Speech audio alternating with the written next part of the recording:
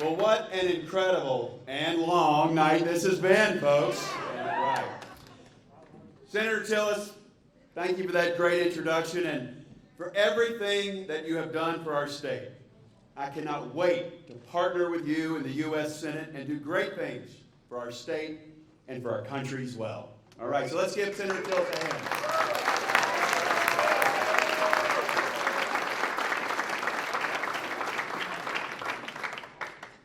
Lieutenant Governor Mark Robinson, your friendship and your support, it has meant the world to me. So thank you for everything that you've done for our movement.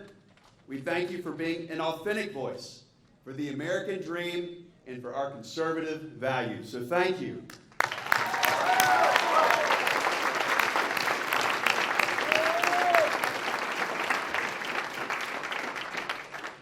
Chairman Michael Whatley, folks, this man is the best state party chairman in our country.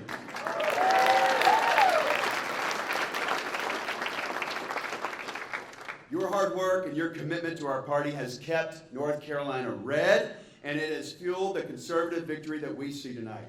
Folks, we are lucky to have him and here supporting all of us, and we appreciate you, Michael.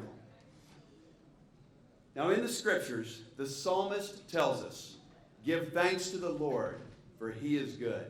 His steadfast love endures forever." In North Carolina, we certainly do give him thanks tonight, don't we?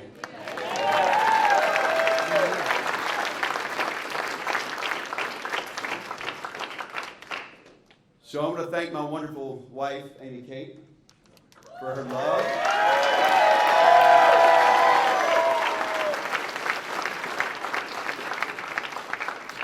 For her love, for her encouragement, her patience, her road miles, her hard work, and for blessing us with our 3 wonderful kids, Joshua, Catherine, and Macy.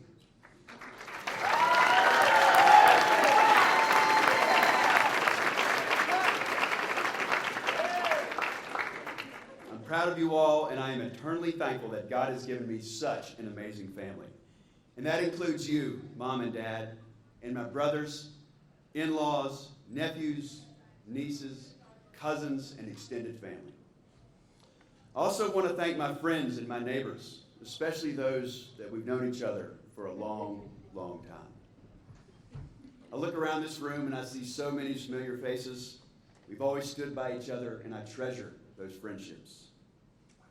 I want to thank my team and for all the work of our NC GOP volunteers and the Bud crew chiefs in all 100 counties, folks.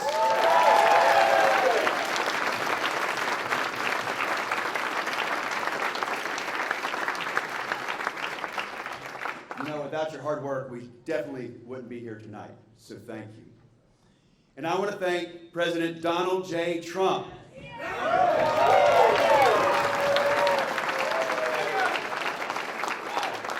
And I want to thank North Carolina's own Laura Trump and the entire Trump family for everything that they are doing to make our country great again. And I also want to take a moment and recognize my opponent, Justice Cheri Beasley. We spoke on the phone, and I want to thank her for her service to our state and for running a spirited race.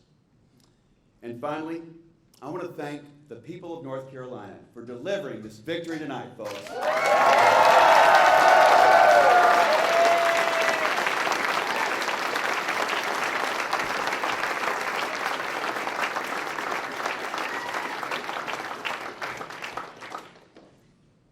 You know, as someone who was born and raised here in North Carolina, this state's part of me.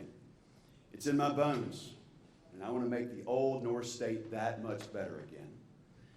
You know, our friends in the national media, they thought they had this state all figured out. They used terms to describe North Carolina this year as sleepy, quiet, under the radar, and that list goes on and on. Well, I tell you that this so-called sleepy race, I think we sounded a loud and clear message in Washington, D.C. tonight.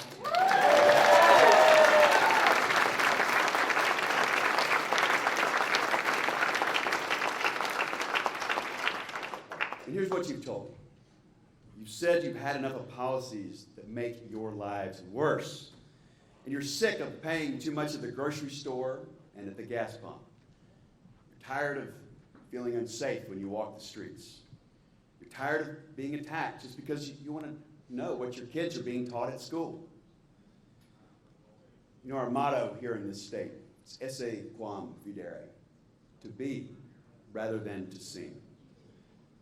So here in North Carolina, we're not flashy, we're not loud. Folks, we just get the job done. And that job is important now more than ever. It's time now to put the brakes on the Biden agenda of reckless spending, overregulation, and higher taxes. It's time to fully support the men and women of law enforcement who keep us safe each and every day.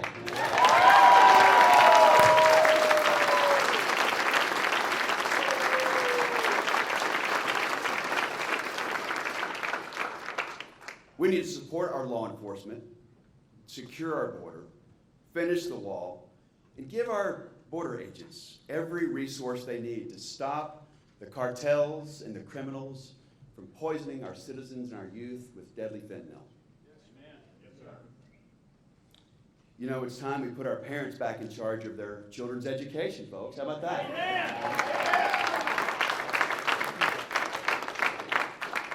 So as your next U.S. Senator, I will support parents wanting to know what their children are being taught in school and have a choice of where those children are going to school.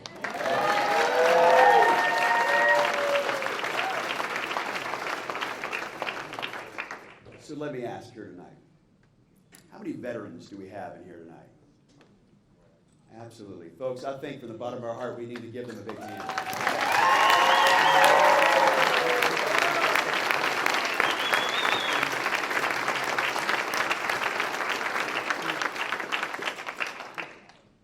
It's time that we honor the service of our men and women in uniform by restoring American strength to the world stage. A strong America that keeps our citizens safe and the world more peaceful. Friends, tonight's victory is a humbling moment for me. It's a tremendous privilege to be able to serve you, and serving others is what my family's always been about. You know, many of you have heard me mention my grandfather, who was born in 1890. He has a saying that's become our family mottos down through the years. It's very simple and it's very straightforward. It's just do what you say you're going to do. Well, folks, that's how I've operated throughout my life, and that's the kind of senator that I'm going to be for North Carolina. So I just want to thank you all and ask that God bless you all, and may God bless the United States of America.